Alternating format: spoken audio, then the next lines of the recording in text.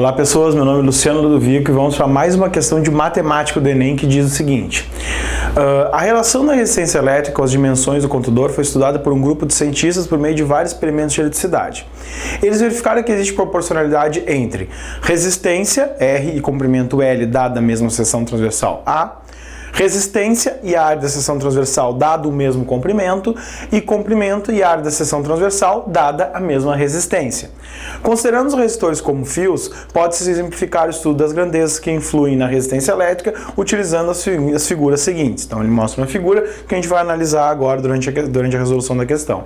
As figuras mostram que as proporcionalidades existentes entre a resistência R e comprimento L, resistência R e seção transversal A, e entre comprimento L e a área de seção transversal A são respectivamente. Então ele pergunta se essas proporcionalidades são diretas ou inversas, e isso é dado em cada uma das alternativas. Bom, então vamos analisar a partir da figura que ele nos dá ali.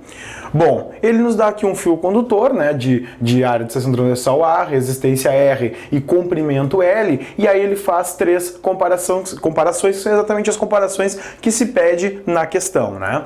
Então, a primeira é: mantido a área da seção transversal constante, a gente pode analisar qual é a relação entre resistência e comprimento do fio.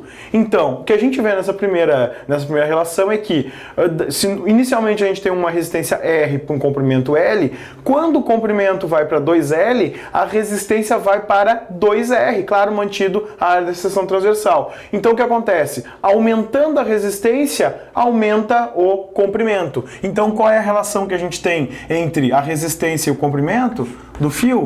É uma relação diretamente proporcional, então é uma relação direta entre eles. Agora vamos analisar então uma outra relação, que é a relação entre a resistência e a área da seção transversal mantido o comprimento constante. Então, inicialmente, quando a gente tem uma área de seção transversal A, a gente tem uma resistência R.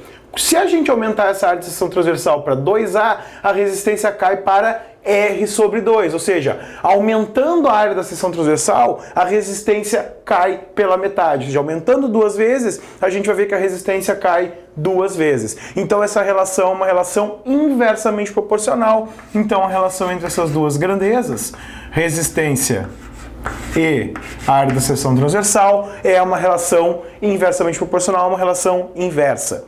Por último, a gente tem agora que a resistência é mantida constante, e a gente agora analisa a relação entre comprimento do fio e área.